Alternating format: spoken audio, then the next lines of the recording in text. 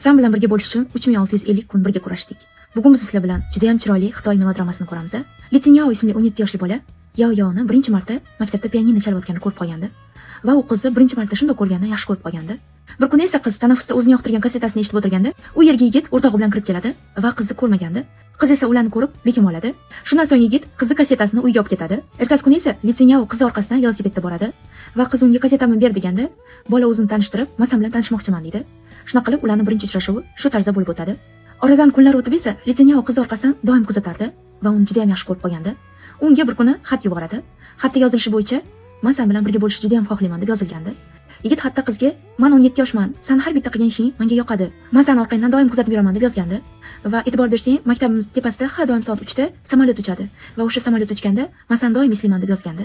Bu xatni ko'rgan qiz bolaning yoniga maktab tomiga chiqmoqchi bo'lganida, boyagi xatni maktab direktori ko'rib qoladi va Li Tsinyaoni butun maktabga televideniya orqali ko'rsatadi va Li Tsinyaodan "Sen qilgan ishingga afsuslanasanmi?" deganda, Li Tsinyao o'shanda kameraga qarab "Men bitta qizni yaxshi ko'rdim va unga xat yozdim.